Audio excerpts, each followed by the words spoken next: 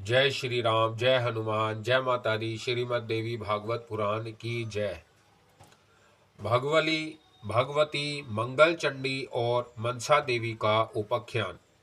भगवान नारायण कहते हैं, ब्रह्मा पुत्र नारद आगम शास्त्र के अनुसार छठी देवी का चरित्र कह दिया। अब भगवती मंगल चंडिका का उपाख्यान सुनो, साथ ही उनकी पूजा का विधान भी है।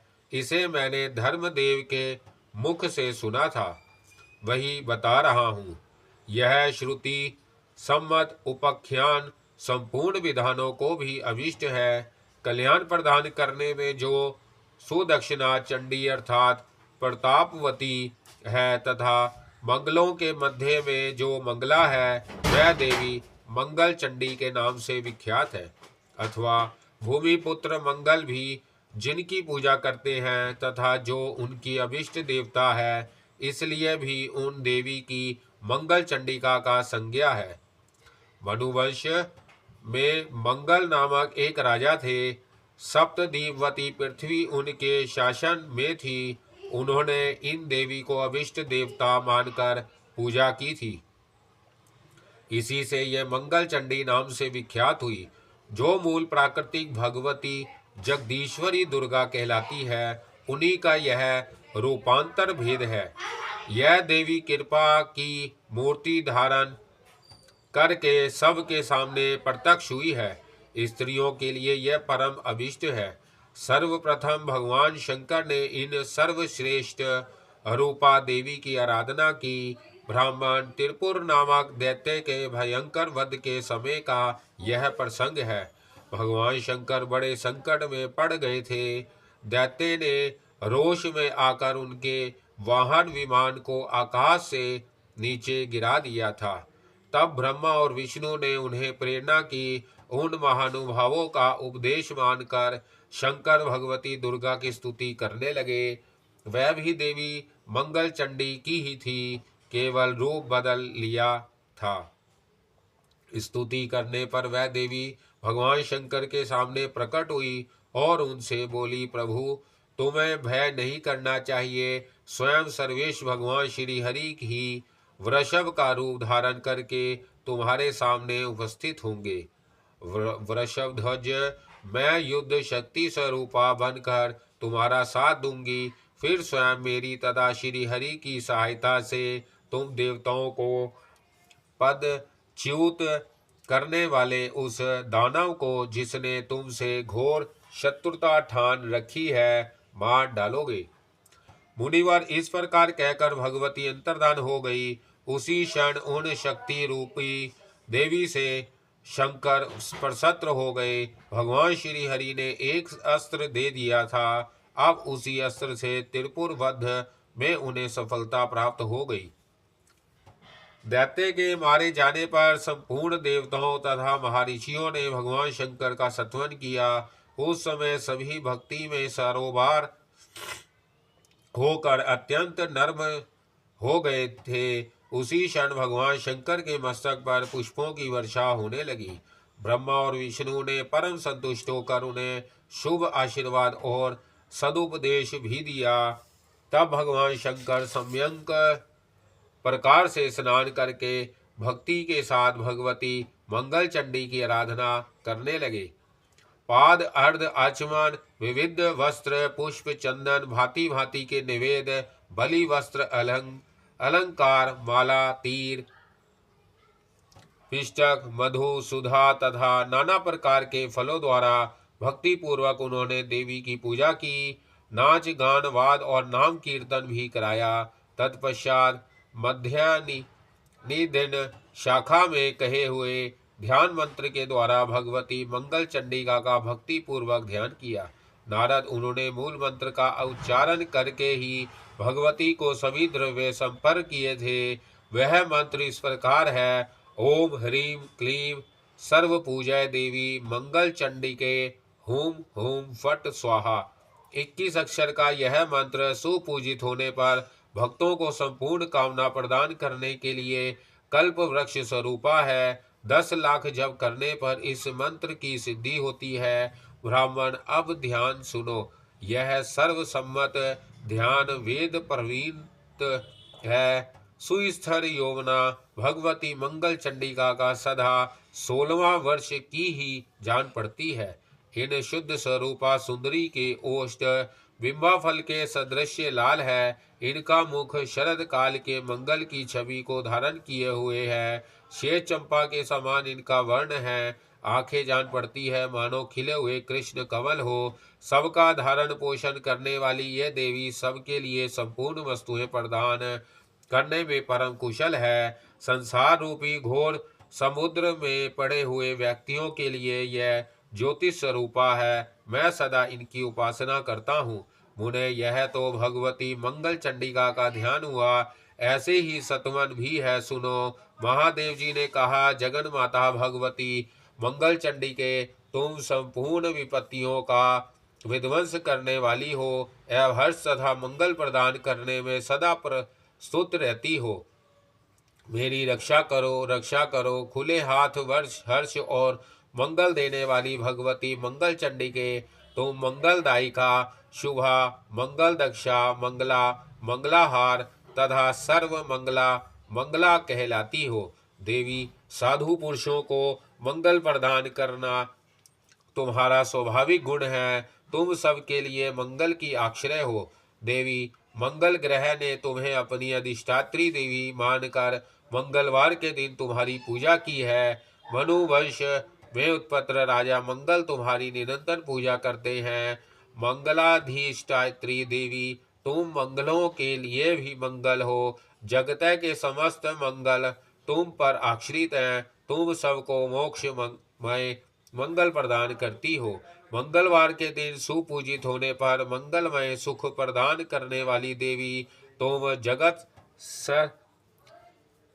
सर्ग सब मंगलधार तथा सर्व मंगलमयी हो। इस स्तोत्र से स्तुति करके भगवान शंकर ने देवी मंगल चंडिका की उपासना की। मंगलवार के दिन उन्होंने पूजन किया था। इसके बाद वे वहां पधार गए। ये भगवती सर्व मंगला सर्वप्रथम भगवान शंकर से पूजित हुई। उनके दूसरे उपासक मंगल ग्रह हैं। तीसरी बार राजा मंगल ने तथा चौथी बार मंगलवार के दिन कुछ सुंदरी स्त्रियों ने इन देवी की पूजा की। पांचवी बार मंगल की कामना रखने वाले बहुसंख्यक मनुष्यों ने मंगल चंडिका का पूजन किया। फिर तो विशेष शंकर से सुपूजित यह देवी प्रत्येक विश्व में सदा पूजित होने लगी। मुने, इसके बाद देवता, मुनि, मनु और मानव सभी सर्वत्र इन परमेश्वरी की पूजा करने लगे। जो पुरुष मन को मग्न करके भगवती मंगल चंडिका के इसे मंगलमय स्तोत्र का श्रवण करता है, उसे मंगल प्राप्त होता है। अमंगल उसके पास नहीं आ सकता। उसके पुत्र और पौत्रों में वृद्धि होती है तथा उसे प्रतिदिन मंगल ही दृष्टिगोचर होता है। भगवान नारायण कहते हैं, नारद देवी छठी और मंगल चंडिका का यथागम उपाख्यान कह चुका। अब मनसा देवी का चरित्र जो धर्म के मुख से मैं सुन चुका हूँ, तुमसे कहता हूँ, सुनो। ये भगवती कश्यप जी की मानसी कन्या अथवा मन से जानने की विषय होने के कारण देवी मनसा के नाम से विख्यात है। आत्मा में रमण करने वाली सिद्ध योगिनी इन वैष्णवी देवी ने 3 युगों तक पर ब्रह्मा भगवान श्री कृष्ण की तपस्या की है। गोपीपति परम प्रभु उन परमेश्वर ने इनके वस्त्र और शरीर को जीर्ण देकर इनका जरतकारु नाम रख दिया। साथ ही उन कृपा निधि ने कृपा पूर्वक इनकी अन्य भी अभिलाषाएं पूर्ण कर दी। इनकी पूजा का प्रचार किया और स्वयं ही इनकी पूजा की। स्वर्ग में सुपूजित होने के पश्चात यह ब्रह्मालोक में गई और वहां से भूमंडल और पाताल में पधारी। मन को मुग्ध करने वाली यह सुंदरी देवी गौरी नाम से जगत में निरंतर पूजा प्राप्त करने लगी। अतः यह साध्वी देवी जग गौरी के नाम से विख्यात होकर सम्मान प्राप्त करती है। भगवान शिव से शिक्षा प्राप्त करने के कारण यह देवी शोची कहलाती है। भगवान विष्णु की ये अन्याय उपासिका है। अतः लोग इन्हें वैष्णवी कहते हैं। राजा जन्मेजय के यज्ञ में इन्हीं के सत्य पर्यंत से नागों के प्राणों की रक्षा हुई थी, अतः इनका नाम नागेश्वरी और नागभागिनी पड़ गया। विष का संहार करने में परम समर्थ होने से इनका एक नाम विषहरि है। इन्हें भगवान शंकर से योग सिद्धि प्राप्त हुई थी, अतः यह सिद्ध योगिनी कहलाने लगी। शंकर से महान ज्ञान एवं योग आदि प्राप्त करने के कारण विधान पुरुष इन्हें मृत संजीवनी तथा महाज्ञान युता कहते हैं। यह परम तपस्विनी देवी मुनिवर आस्तिक की माता है, अतः यह देवी जगत में सुप्रतिष्ठित होकर आस्तिक का माता नाम से विख्यात हुई है। मुनिवर जगतकारु बड़े महात्मा पुरुष थे, उन्होंने पत्नी रूप से इन्हें स्वीकार किया था। जगतकारु मुनि योगी थे, विश्व उनकी पूजा करता था, अतः उनके यहाँ ये जगतकारु प्रिया नाम से विख्यात हुई। जगतकारु द्रोरी मनसा सिद्ध योगिनी वैष्णवी नागभाविनी शेवी नागेश्वरी जगतकारु प्रिया आस्तिक माता विषहरि और महाज्ञान युता, इन 12 नामों से विश्व इनकी पूजा करता है। जो पुरुष पूजा के समय इन 12 नामों का पाठ करता है, उसे तथा उसके वंशज को भी सर्व का भय नहीं हो सकता। जिस शैया नागार में नागों का भय हो, जिस भवन में बहुतेरे नाग भरे हो, नागों से युक्त होने के कारण जो महान दारुण स्थान बन गया हो, तथा जो नागों से वेष्टित हो, वहां भी पुरुष इस स्तोत्र का पाठ करके सर्प भय से मुक्त हो जाता है। इसमें कोई संशय नहीं है। जो नित्य इसका पाठ करता है, उसे देखकर नाग भाग जाते हैं। 10 लाख पाठ करने से यह स्तोत्र मनुष्यों के लिए सिद्ध हो जाता है। जिसे यह स्तोत्र सिद्ध हो गया, वह विष भक्षण करने तथा नागों को भूषण बनाकर नाग पर सवारी करने में भी समर्थ हो सकता है। वह नागासन, नाग तल्प तथा महान सिद्ध होकर अंत में भगवान विष्णु के साथ अहर्निश क्रीड़ा करने का सौभाग्य प्राप्त करता है। मुनिवर, अब मैं देवी मनसा की पूजा विधान तथा साम वेदोक्त ध्यान बतलाता हूँ, सुनो। भगवती मनसा श्वेत चंपक पुष्प के समान वर्ण वाली है। इनका विग्रह रत्नमय भूषणों से विभूषित है। विशुद्ध तन्मय वस्त्र इनके शरीर की शोभा बढ़ा रहे हैं। इन्होंने सर्पों का ज्ञानों यज्ञोपवीत धारण कर रखा है। महान ज्ञान से संपन्न होने के कारण प्रसिद्ध ज्ञानियों में भी यह प्रमुख मानी जाती है। यह सिद्ध पुरुषों की अधिष्ठात्री देवी है। ऐसी सिद्ध प्रदान करने वाली सिद्ध स्वरूपनी भगवती मनसा की मैं उपासना करता हूँ। इस प्रकार ध्यान करके मूल मंत्र से भगवती की पूजा करनी चाहिए। अनेक प्रकार के नैवेद्य तथा गंध पुष्प और अनुलेपन से देवी की पूजा होती है। सभी उपचार मूल मंत्र को पढ़कर अर्पण करने चाहिए। मुने यह ददाक्षर मंत्र सिद्ध हो जाने पर भक्त पुरुषों के लिए मनोरथ पूर्ण करने में कल्प वृक्ष का काम करता है। मंत्र इस प्रकार है: ओम ह्रीं श्रीं क्लीं ऐं मनसा देव्याय स्वाहा। 5 लाख मंत्र जब करने पर यह मंत्र सिद्ध हो जाता है। जिसे इस मंत्र की सिद्धि प्राप्त हो गई, वह धरातल पर सिद्ध है। उसके लिए विश्व भी अमृत के समान हो जाता है। उस पुरुष ने धनवंतरी की तुलना की जा सकती है। ब्राह्मण, जो पुरुष सन संक्रांति के शुभ अवसर पर स्नान करके यत्न पूर्वक भक्ति भाव के साथ इन भगवती मनसा का वाहन करके पूजा करता है तथा पंचमी तिथि को मन से ध्यान करके उन देवी को बलि अर्पण करता है, वह अवश्य ही धनवान, पुत्रवान और कीर्तिमान होता है। महाभाग पूजा का विधान कह चुका। अब धर्मदेव के मुख से जैसा कुछ सुना है, वह उपाख्यान कहता हूँ, सुनो। प्राचीन समय की बात है। भूमंडल के सभी मानव नागों के भय से आक्रांत हो गए थे। अतः सब ने मुनिवर कश्यप की शरण ग्रहण की। कश्यप जी भी भयभीत हो गए, किंतु ब्रह्मा जी के सहयोग से उन्होंने मंत्रों की रचना की। उनमें ब्रह्मा जी उपदेष्टा थे। वेद बीज के अनुसार मंत्रों की रचना हुई। साथ ही ब्रह्मा जी ने अपने मन से उत्पन्न करके इन देवी को इस मंत्र की अधिष्ठात्री देवी बना दिया। तपस्या तथा मन से प्रकट होने के कारण यह देवी मनसा नाम से विख्यात हुई। कुमारी अवस्था में ही यह भगवान शंकर के धाम में चली गई थी। कैलाश में पहुंचकर इन्होंने भक्ति पूर्वक भगवान चंद्रशेखर की स्तुति की। मुनि कुमारी मनसा ने देवताओं के वर्ष से 1000 वर्षों तक भगवान शंकर की उपासना की। तदंतर भगवान आशुतोष इन पर प्रसन्न हो गए। मुने भगवान शंकर ने प्रसन्न होकर इन्हें महान ज्ञान प्रदान किया, सामवेद का अध्ययन कराया और भगवान श्री कृष्ण के कल्प वृक्ष रूप अष्टाक्षर मंत्र का उपदेश किया। मंत्र का रूप ऐसा है: लक्ष्मी बीज, माया बीज और काम बीज का पूर्व में प्रयोग करके कृष्ण शब्द के अंत में देव विभक्ति लगाकर नमः पद जोड़ दिया जाता है।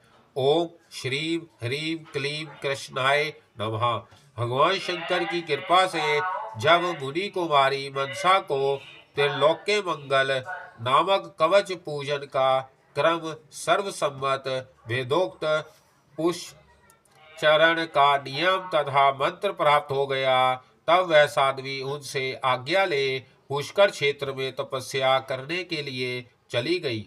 वहां जाकर उसने पर ब्रह्मा भगवान श्री कृष्ण की 3 युगों तक उपासना की। इसके बाद उसे तपस्या में सिद्ध प्राप्त हुई। भगवान श्री कृष्ण ने सामने प्रकट होकर उसे दर्शन दिए। उस समय कृपा निधि श्री कृष्ण ने उस कृशांगी बाला पर अपनी कृपा की दृष्टि डाली। उन्होंने उनका दूसरों से पूजन कराया और स्वयं भी उनकी पूजा की। साथ ही वर दिया कि देवी तुम जगता में पूजा प्राप्त करो। इस प्रकार कल्याणी मनसा को वर प्रदान करके भगवान अंतर्धान हो गए। इस तरह इस मनसा देवी की सर्वप्रथम भगवान श्री कृष्ण ने पूजा की। तत्पश्चात शंकर, कश्यप, देवता, मुनि, मनु, नाग एवं मानव आदि से त्रिलोकी में श्रेष्ठ व्रत का पालन करने वाली यह देवी सुपूजित हुई। फिर कश्यप जी ने जगतकारु मुनि के साथ उसका विवाह कर दिया। वह मुनि महान योगी थे। विवाह करने के पश्चात वह तपस्या करने में संलग्न हो गए। वह एक दिन पुष्कर क्षेत्र में उस वट वृक्ष के नीचे देवी मनसा की जांग पर लेट गए और उन्हें नींद आ गई। इतने में स्वयं काल होने को आया। सूर्य नारायण अस्ताचल को जाने लगे। देवी मनसा परम साध्वी एवं पतिव्रता थी। उसने मन में विचार किया, दिज्जों के लिए नित्य स्वयं काल संध्या करने का विधान है। यदि मेरे पति सोए ही रह जाते हैं तो इन्हें पाप लग जाएगा, क्योंकि ऐसा नियम है कि जो प्रातः और स्वयं काल की संध्या ठीक समय पर नहीं करता वह अपवित्र होकर पाप का भागी होता है। जो विचार करके उस परम सुंदरी मनसा ने पतिदेव को जगा दिया। उन्हें मुनिवर जगतकारु जागने पर क्रोध से भर गए। मुनि ने कहा, साध्वी मैं सुखपूर्वक सो रहा था, तुमने मेरी निद्रा क्यों भंग कर दी। जो स्त्री अपने स्वामी का उपकार करती है उसके व्रत, तपस्या, उपवास और दान आदि सभी सत्कर्म व्यर्थ हो जाते हैं। स्वामी का अप्रिय करने वाली स्त्री किसी भी सत्कर्म का फल नहीं प्राप्त कर सकती। जिसने अपने पति की पूजा की उससे मानो स्वयं भगवान श्री कृष्ण सुपूजित हो गए। पतिव्रताओं के व्रत के लिए स्वयं भगवान श्री हरि ही पति के रूप में विराजमान रहते हैं। संपूर्ण दान, यज्ञ, तीर्थ सेवन, व्रत, तप, उपवास, धर्म, सत्य और देव पूजन, यह सब के सब स्वामी की सेवा की 16वीं कला की भी तुलना नहीं कर सकते। जो स्त्री भारतवर्ष जैसे पुण्य क्षेत्र में पति की सेवा करती है वह अपने स्वामी के साथ वैकुंठ में जाकर श्री हरि के चरणों में चरण पाती है। साध्वी जो असत कुल में उत्पन्न स्त्री अपने स्वामी के प्रतिकूल आचरण करती तथा उसके प्रति कटु वचन बोलती है, वह कुंभी पाक नरक में सूर्य और चंद्रमा की आयु पर्यंत वास करती है। तदंतर चंडाल के घर में उसका जन्म होता है और पति या पुत्र के सुख से वह वंचित रहती है। यूं कहकर वह चुप हो गए। तब साध्वी मनसा भय से कांपने लगी। उसने पति देव से कहा, साध्वी मनसा ने कहा, उत्तम व्रत का पालन करने वाले महाभाग, आपकी संध्या लोप ना हो जाए इसी भय से मैंने आपको जगा दिया है। यह मेरा दोष अवश्य है। इस प्रकार कहकर देवी मनसा भक्ति पूर्वक अपने स्वामी जरत्कारु मुनि के चरण कमलों पर पड़ गई। उस समय रोष के आवेश में आकर मुनि सूर्य को भी शाप देने के लिए उद्यत हो गए। नारद उन्हें देखकर स्वयं भगवान सूर्य संध्या देवी को साथ लेकर वहां आए और भयभीत होकर विनय पूर्वक मुनिवर जगतकारु से सम्यक प्रकार से यथार्थ बात कहने लगे। भगवान सूर्य ने कहा, भगवान आप परम शक्तिशाली ब्राह्मण हैं। संध्या का समय देखकर धर्म लोप हो जाने के भय से इस साध्वी ने आपको जगा दिया। मुने विप्रवर, मैं आपकी शरण में उपस्थित हूँ। मुझे शाप देना आपके लिए उचित नहीं है। ब्राह्मणों का हृदय सदा नवनीत के समान कोमल होता है। ब्राह्मण चाहे तो पुनः सृष्टि कर सकते हैं। इनसे बढ़कर तेजस्वी दूसरा कोई है ही नहीं। ब्रह्मा ज्योति ब्राह्मण के द्वारा निरंतर सनातन भगवान श्री कृष्ण की आराधना होती है। सूर्य के उपयुक्त वचन सुनकर विप्रवर जगतकारु प्रसन्न हो गए। उनसे आशीर्वाद लेकर सूर्य अपने स्थान को चले गए। प्रतिज्ञा की रक्षा के लिए उन ब्राह्मण देवता ने देवी मनसा का त्याग कर दिया। उस समय देवी के शोक की सीमा नहीं रही। दुख के कारण उनका हृदय शुद्ध हो उठा था। वह रो रही थी। उस विपत्ति के अवसर पर भय के व्याकुल होकर उस देवी ने अपने गुरुदेव शंकर, इष्ट देवता ब्रह्मा और श्री हरि तथा जन्मदाता कश्यप जी का स्मरण किया। देवी मनसा के चिंतन करने पर तुरंत गोपीश भगवान श्री कृष्ण, शंकर, ब्रह्मा और कश्यप मुनि वहां आ गए। प्राकृतिक से परे निर्गुण पर ब्रह्मा भगवान श्री कृष्ण मुनिवर जगत कारू के अभिष्ट देवता थे। उनके दर्शन पाकर परम भक्ति के साथ मुनि बार बार प्रणाम करके उनकी स्तुति करने लगे। फिर भगवान शंकर, ब्रह्मा और कश्यप को भी नमस्कार किया। महाभाग देवताओं, आप लोगों का यहाँ कैसे पधारना हुआ है? यो पूछा। मुनिवर जगतकारु की बात सुनकर ब्रह्मा जी ने समयोचित बातें कही। भगवान श्री कृष्ण के चरण कमल को प्रणाम करके उन्होंने मुनि को उत्तर दिया, मुने, तुम्हारी यह धर्म पत्नी मनसा परम साध्वी एवं धर्म में आस्था रखने वाली है। यदि तुम इसे त्यागना चाहते हो तो पहले इसको किसी संतान की जननी बना दो, जिससे यह अपने धर्म का पालन कर सके।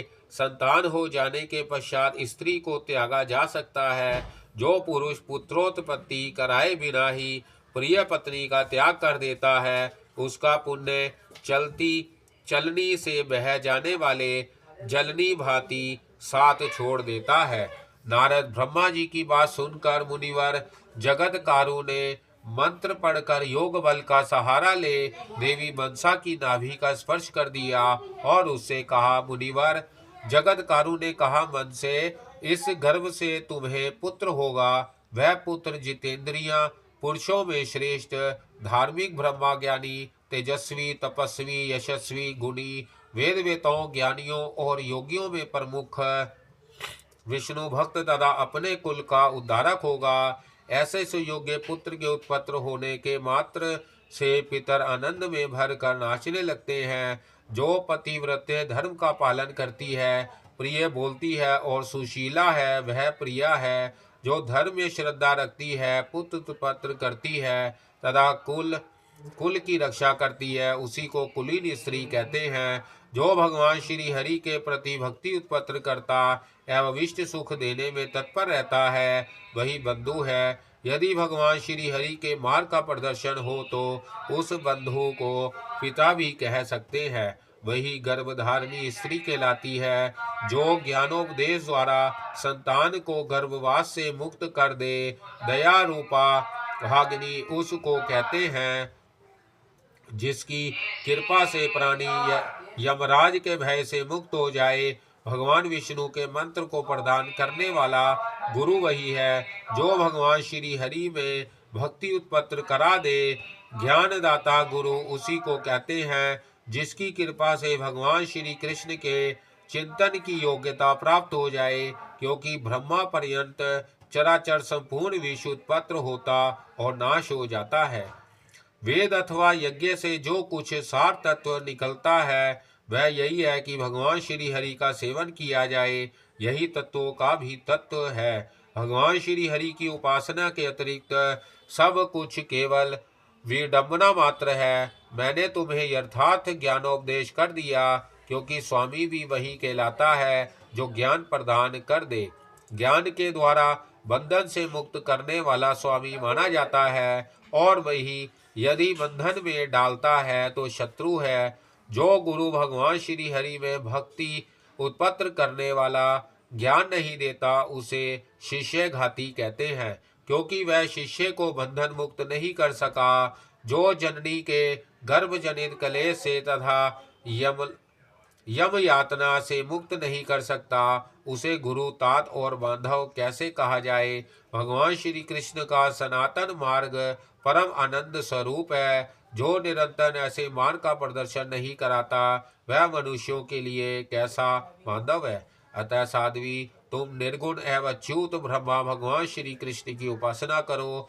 इनकी उपासना से पुरुषों के सारे कर्म मूल कट जाते हैं। प्रिय, मैंने जो तुम्हारा त्याग कर दिया, मेरे इस अपराध को क्षमा करो। साध्वी स्त्रियां क्षमा परायण होती हैं। सत्व गुण के प्रभाव से उनमें क्रोध नहीं रहता। देवी, मैं तपस्या करने के लिए पुष्कर क्षेत्र में जा रहा हूँ। तुम भी सुखपूर्वक यहाँ से जा सकती हो, क्योंकि निष्पहा पुरुषों के लिए एकमात्र मनोरथ यही है कि वह भगवान श्री कृष्ण के चरण कमल की उपासना में लग जाए। मुनिवर, जगत कारू का यह वचन सुनकर देवी मनसा शोक से आतुर हो गई। उसकी आंखों में आंसू भर गए। उसने विनय भाव प्रदर्शित करते हुए अपने प्राण प्रिय पतिदेव से कहा। देवी मनसा बोली, प्रभु, मैंने आपकी निंद्रा भंग कर दी। यह मेरा दोष नहीं कहा जा सकता जिससे आप मेरा त्याग कर रहे हैं। अतः मेरी प्रार्थना है कि जहां मैं आपका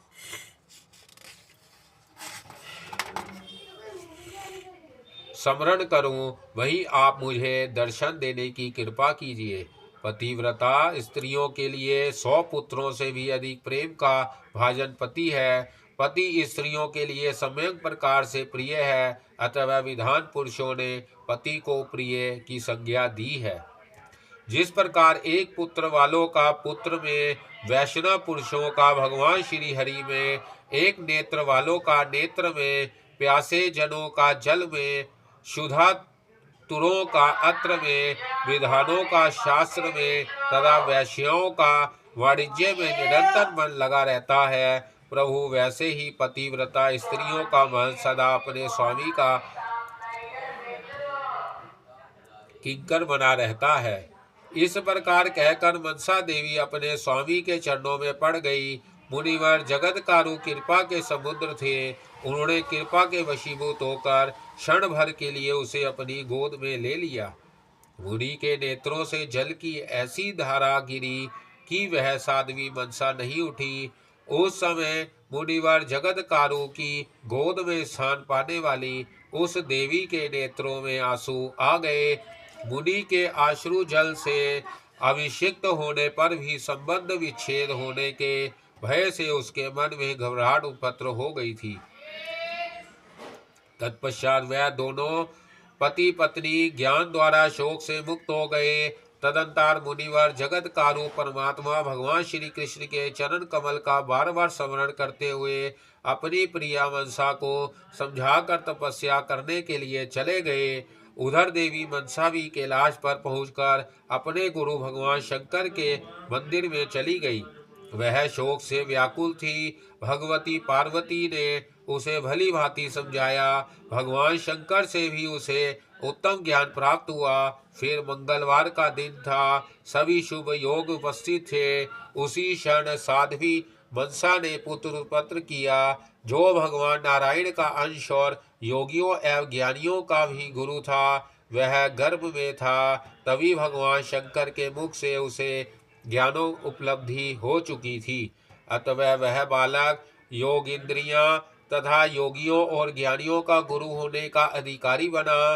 भगवान शंकर ने उसका जात कर्म और नामकरण आदि मांगलिक संस्कार कराया।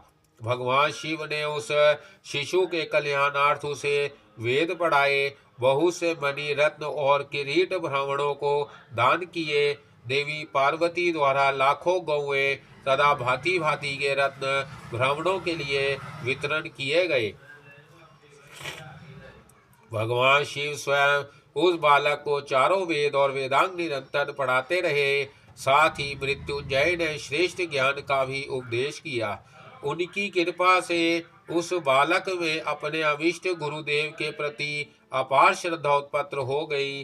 पिता के अश्व होने के अवसर पर पुत्र की उत्पत्ति हुई, इसलिए उस पुत्र का नाम आस्तिक हुआ। मुनिवर जगतकारु उसी क्षण भगवान शंकर से आज्ञा लेकर भगवान विष्णु की तपस्या करने के लिए पुष्कर क्षेत्र में चले गए थे। उन तपोधन मुनि ने परमात्मा श्री कृष्ण का महामंत्र प्राप्त करके दीर्घ काल तक तप किया। फिर वह महान योगी मुनि भगवान शंकर को प्रणाम करने के विचार से कैलाश पर आए। शंकर को नमस्कार करके कुछ समय के लिए वहीं रुक गए। तब तक वह बालक भी वही था। उदार देवी मनसा उस बालक को लेकर अपने पिता कश्यप मुनि के आश्रम पर चली आई। उस पुत्रवती कन्या को देखकर प्रजापति कश्यप के मन में अपार हर्ष हुआ। उन्हें उस अवसर पर प्रजापति ने ब्राह्मणों को प्रचुर रक्त दान किए। शिशु के कल्याणार्थ असंख्य ब्राह्मणों को भोजन कराया।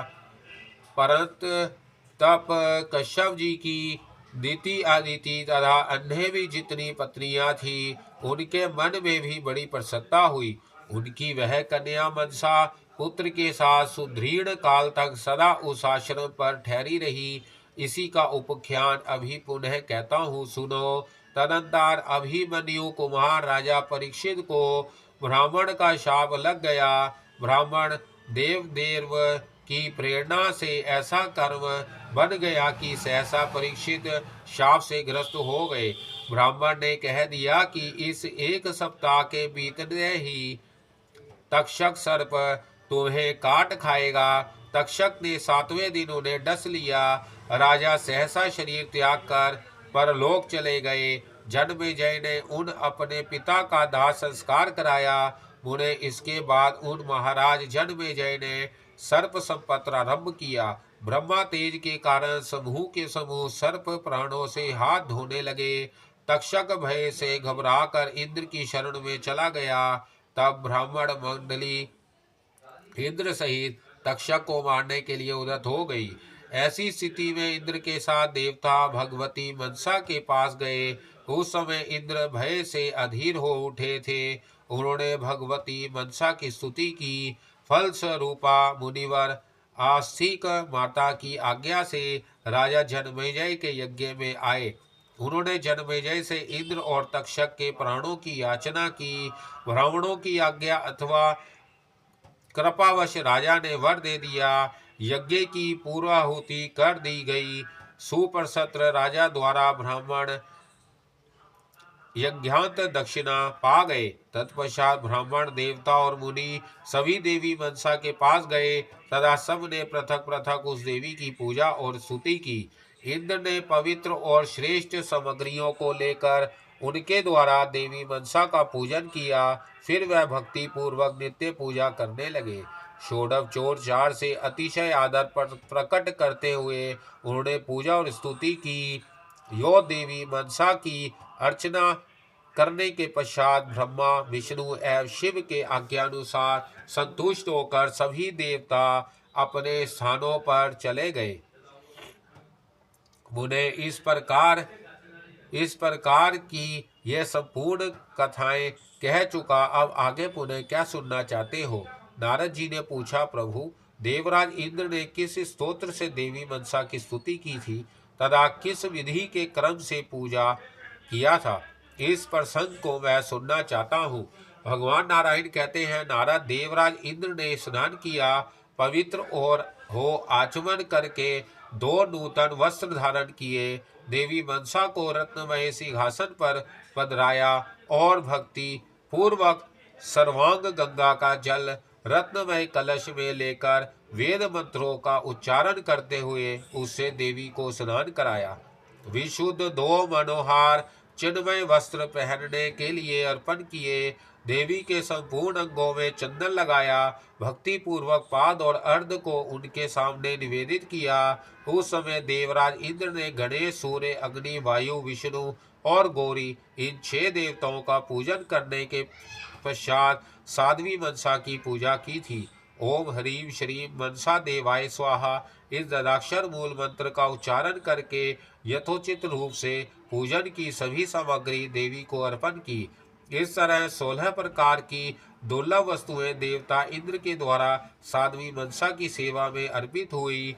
भगवान विष्णु की प्रेरणा से इंद्र प्रसन्नता पूर्वक भक्ति सहित पूजा में लगे रहे। उस समय उन्होंने नाना प्रकार के बाजे बजवाए, देवी मनसा के ऊपर पुष्पों की वर्षा होने लगी। तदंतर ब्रह्मा, विष्णु और शिव की आज्ञा से पुलकी शरीर होकर नेत्रों में अश्रु भरे हुए इंद्र ने देवी मनसा की स्तुति की। इंद्र बोले, देवी, तुम साध्वी पतिव्रताओं में परम श्रेष्ठ तथा परात्पर देवी हो। इस समय मैं तुम्हारी स्तुति करना चाहता हूँ, किंतु यह महत्वपूर्ण कार्य मेरी शक्ति के बाहर है। देवी प्राकृते, तुम्हारे स्तोत्रों के लक्षण और तुमसे संबंध रखने वाले उपाख्यान वेदों में वर्णित है। मैं तुम्हारे गुणों की गणना नहीं कर सकता। तुम शुद्ध सत्व स्वरूपा हो। तुम में कोप और हिंसा का नितांत अभाव है। मुनिवर, जगतकारु तुम्हें त्यागने में असमर्थ थे, अतः उन्होंने तुमसे याचना की थी। तुम साध्वी देवी माता अदिति के समान मेरी परम पूज्य हो। तुम दया रूप से भागिनी और क्षमा रूप से जननी हो। सुरेश्वरी, तुम्हारी कृपा से पुत्र और स्त्री के साथ मेरे प्राणों की रक्षा हुई है। मैं तुम्हारी पूजा करता हूँ। तुम्हारे प्रति मेरी प्रीति सदा बढ़ती रहे। जगदम्बिके, तुम सनातनी देवी हो। यद्यपि तुम्हारी सर्वत्र नित्य पूजा होती है, फिर भी मैं तुम्हारी पूजा का प्रचार कर रहा हूँ। सुरेश्वरी, जो पुरुष आषाढ़ मास की संक्रांति के समय मनसा संज्ञा पंचमी अर्थात नाग पंचमी एवं मास के अंत में प्रतिदिन भक्ति के साथ तुम्हारी पूजा करेंगे, उनके यहाँ पुत्र, पौत्र और धन में वृद्धि होगी, यह निश्चित है। साथ ही वह यशस्वी, कीर्तिमान, विधान और गुणी होंगे। जो व्यक्ति अज्ञान के कारण तुम्हारी पूजा से विमुक्त होकर निंदा करेंगे, उनके यहाँ लक्ष्मी नहीं ठहरेगी और तुम्हें सर्पों से सदा भय बना रहेगा। तुम स्वयं सर्व लक्ष्मी हो। वैकुंठ में तुम्हें कमलालय कहते हैं। यह मुनिवर जगतकारु भगवान नारायण के साक्षात अंश है। तत्पश्चात और तेज के प्रभाव से मन के द्वारा तुम्हारे पिता ने तुम्हारी सृष्टि की है। तुम्हारी सृष्टि में हमारी रक्षा ही उद्देश्य है, अतः तुम मनसा देवी कहलाती हो। देवी, तुम मनसा देवी ने स्वयं अपनी शक्ति से ही योग सिद्धि प्राप्त की है। इससे तुम मनसा देवी सबकी पूज्या और वनिता होने की कृपा करो। देवता भक्ति पूर्वक निरंतर तुम मनसा की पूजा करते हैं, इसी से विधान पुरुष तुम्हें मनसा देवी कहते हैं। देवी, तुम सदा सत्य की उपासिका होने से सत्य स्वरूपा हो। जो पुरुष निरंतर तुम्हारा चिंतन करते हैं, उन्हें तुम प्राप्त हो जाती हो। उन्हें इस प्रकार इंद्र देवी मनसा की स्तुति करके उनसे वर पाकर अपने भवन को, जो अनेक प्रकार के अलंकारों से अलंकृत था, चले गए। इधर देवी मनसा ने अपने पुत्र के साथ पिता कश्यप जी के आश्रम में दीर्घ काल तक वास किया। भ्राते वर्ग सदा उनका पूजन, अभिवादन और सम्मान करता था। ब्राह्मण तदंतर गौलोक से सुरभि गो आई और अपने दूध से आदरणीय मनसा को स्नान कराकर वह सम्मान पूर्वक पूजा करने लगी। साथ ही उसने अत्यंत दुर्लभ गोप्य ज्ञान का भी उपदेश किया। तदंतर सुरभि तथा देवताओं से सुपूजित हुई देवी मनसा पुनः स्वर्ग लोक को चली गई। यह स्तोत्र पुण्य बीज कहलाता है। जो पुरुष इस स्तोत्र को पढ़कर मनसा देवी की उपासना करता है, उसे तथा उसके वंश के लिए भी नाग से भय नहीं हो सकता। यदि यह स्तोत्र सिद्ध हो जाए तो पुरुष के लिए विष भी अमृत तुल्य हो जाता है। इस स्तोत्र का 5 लाख जप करने पर यह सिद्ध हो जाता है। फिर मंत्र सिद्ध पुरुष सर्पशाही तथा सर्प वाहन हो सकता है, अर्थात उस पर सर्प का कोई प्रभाव नहीं पड़ सकता।